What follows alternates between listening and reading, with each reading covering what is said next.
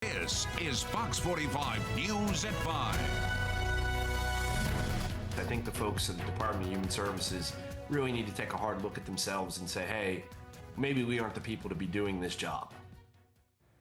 State leaders in Maryland calling for transparency at the Department of Human Services following the death of a 16-year-old in foster care.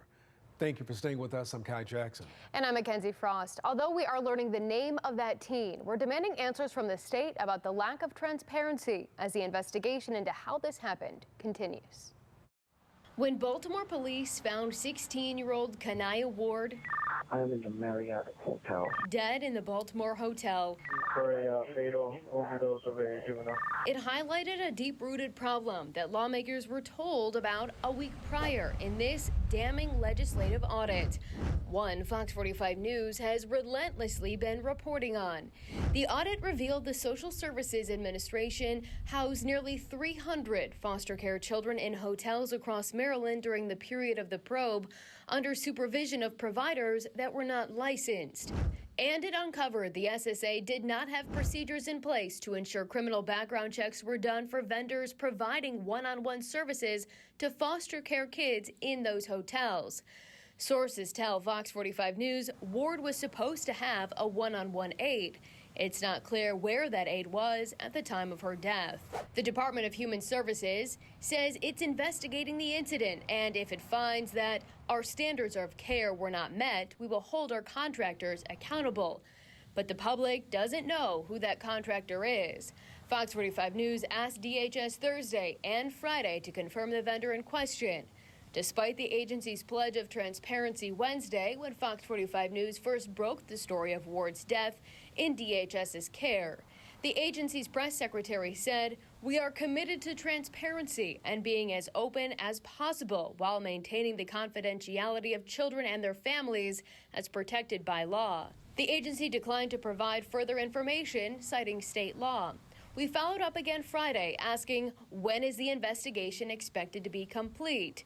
Wednesday, the agency said it's committed to transparency, yet the public still doesn't know many details about what happened. Will DHS hold a news conference to answer questions about this tragedy? Has anyone been held accountable for what happened? Are foster care children still being housed in hotels and motels given what happened? They should be able to do an investigation in 6 hours. House Minority Leader Jason Buckles says the facts of the case should be easy to figure out what went wrong. But he says the Department of Human Services needs to root out any contractor or employee not doing their job. It's obvious that there's people working there who aren't doing a good job. I'm sure there's a lot of people in this DHS system who care very much about the kids that are in their supervision, and they're getting tarred with this same brush of the people who let a 16-year-old girl die alone in a hotel room in downtown Baltimore. Meanwhile, Governor Wes Moore has yet to speak out himself.